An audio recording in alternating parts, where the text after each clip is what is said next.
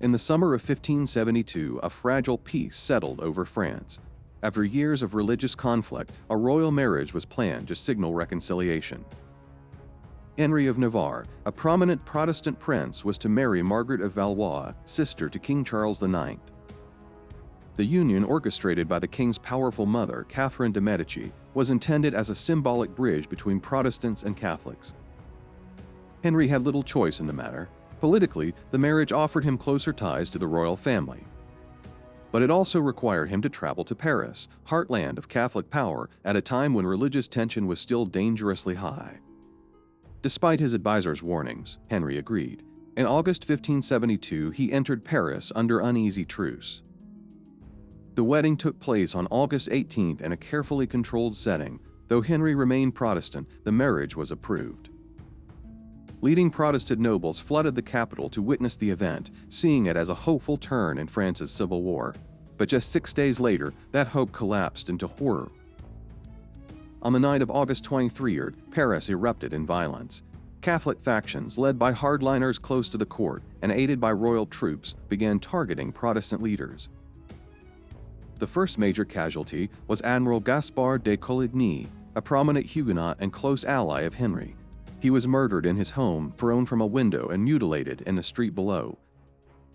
By morning, the killings had spread beyond the elite. Ordinary citizens, emboldened by official silence or direct support, turned against their Protestant neighbors. Churches, homes, and businesses were ransacked. Huguenots were dragged into the streets, beaten, and executed without trial. The violence spread across the city, then into other towns. In total, thousands were killed, perhaps as many as 10,000 across France, in what came to be known as the St. Bartholomew's Day Massacre.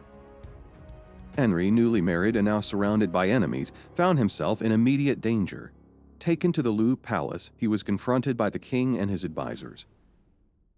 He was given a stark choice: convert to Catholicism or face death. With no army, no allies, Henry agreed to convert, at least formally, and pledged loyalty to the crown. Though spared, Henry became a prisoner of circumstance. For the next 4 years, he remained at court under close surveillance. His movements were restricted, and his ability to communicate with his Protestant allies was tightly controlled. He was a prince in name, but powerless in practice.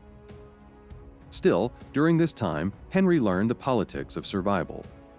He studied the factions at court, observed the shifting alliances, and measured the ambitions of men like the Duke of Guise and Catherine de' Medici. While outwardly compliant, he never abandoned his ambition or his identity. He kept a small circle of trusted allies and waited for his moment. That moment came in 1576. After years of subtle maneuvering, Henry escaped the royal court and returned to his native Béarn.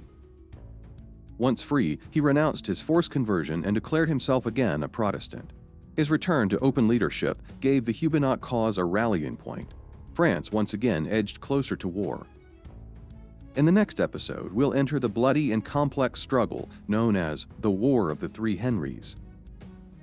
A conflict that would bring Henry of Navarre face to face with two powerful rivals and test his will to rule like never before.